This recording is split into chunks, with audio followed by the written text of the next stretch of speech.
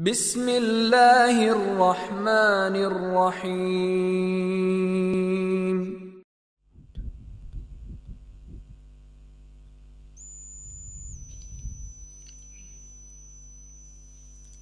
Kita bacakan pertanyaannya. Apakah roh atau arwah orang yang sudah meninggal dunia bisa masuk ke dalam tubuh seseorang dan menceritakan penyebab kematiannya? Itu jin, Pak. Roh orang yang sudah meninggal dunia nggak bakalan bisa balik lagi ke dunia. Allah yang mengatakan begitu dalam surat Al-Mu'minun ayat 100. Ya, silakan antum merujuk surat Al-Mu'minun, ya. Ayatnya ayat yang keberapa tadi? 100. Allah Ta'ala berfirman, hatta idza jaa ahadahumul mautu qala rabbirji'un la'alli a'malu salihan fima taraktu kalla innaha kalimatun huwa qailuha wa min waraihim barzakhun ila yaumi yub'atsun. Sehingga apabila salah seorang dari mereka didatangi kematian, dia berkata, ya Allah, kembalikan aku ke dunia. Barangkali aku bisa mengamalkan amalan soleh yang telah aku tinggalkan dulu. Allah berfirman, tidak, sekali-kali tidak.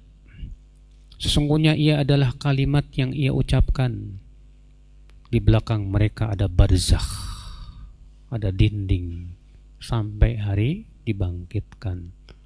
Allah tegas di sini bahwa arwah orang yang sudah meninggal tuh nggak bakalan bisa balik lagi ke dunia, Mas. Iya. Maka dari itu kalau ada orang kemasukan jurik dan dia bilang saya roh fulan, dusta itu jin, Pak. Jin korin, Pak. Iya.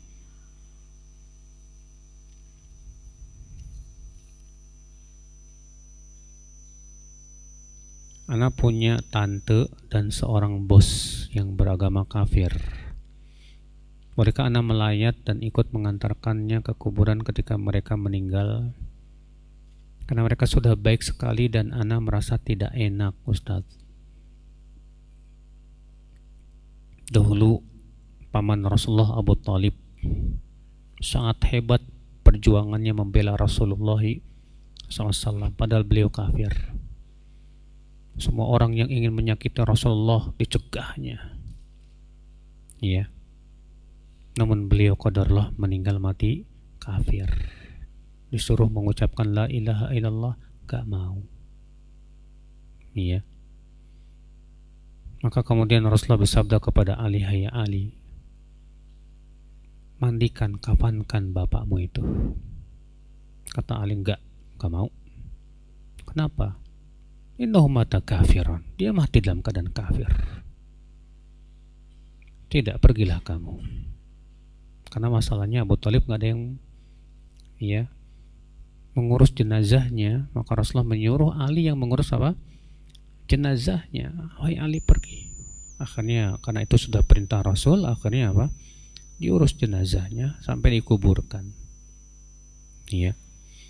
Maka kalau kita melayat orang kafir yang sudah meninggal dunia, Pak, kita lihat kalau memang di situ ada maslahat yang besar, seperti misalnya untuk memperlihatkan akhlak Islam dan yang lainnya, silahkan. Atau misalnya menolak mudarat yang lebih besar. Ya pada asalnya sih tidak disyariatkan kita menghadiri jenazah orang yang sudah meninggal dunia dari orang-orang kafirin. Tapi kalau dia masih sakaratul maut, nah iya, dianjurkan, Pak. Dianjurkan kita datang untuk mentalkin mayatnya. Kalau antum tahu misalnya saudara antum atau bibi antum sedang sakarat ini, datang aja, bilang, bi, ucapkan la ilaha illallah. Mudah-mudahan di akhir hayatnya dia mau mengucapkan la ilaha illallah. Rasulullah SAW pernah mendatangi pemuda Yahudi, Pak, dalam keadaan dia sedang sakarat. Maka kemudian Rasulullah bersabda kepada si pemuda itu, qul la ilaha illallah. Maka si pemuda ini melihat kepada ayahnya. Ayahnya berkata, ati Abul Qasim, taati Abul Qasim. Akhirnya si pemuda ini mengucapkan syahadat la ilaha illallah. Apa kata Rasulullah? Alhamdulillahilladzi anqadhahu yaminan nar. Segala puji bagi Allah yang telah menyelamatkan ia dari api neraka. Iya. Nah itu, jadi pas sakaratnya itu yang kita datengin, Pak. Mudah-mudahan dia mati dalam keadaan di atas la ilaha illallah.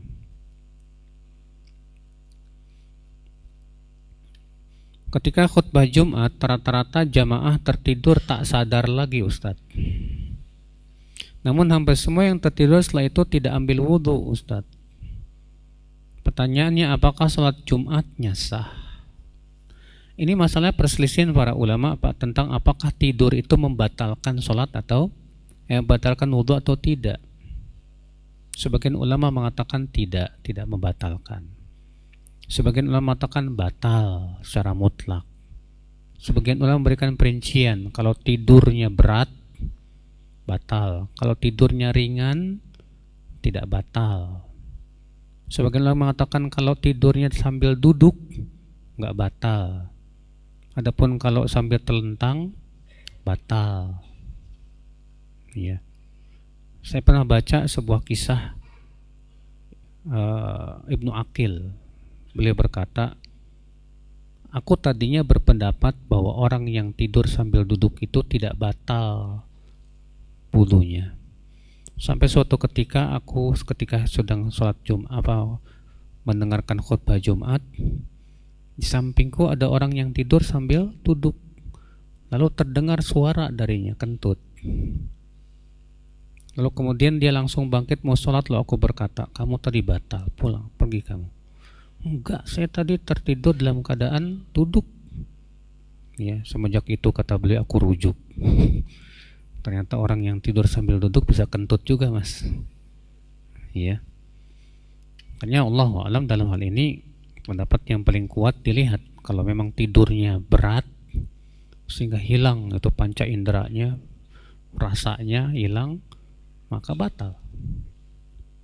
Kalau ternyata ringan-ringan itu kayak masih ngantuk-ngantuk tapi ngantuk berat gitu, Pak. Yang seperti ini tidak batal. Ya.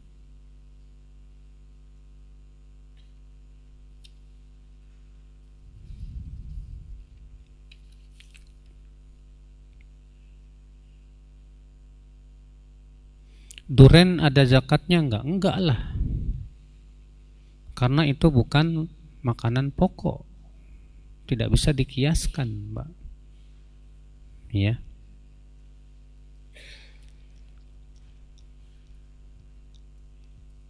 Kalau kelapa sawit saya nggak tahu. Coba tanya Ustadz Erwandi.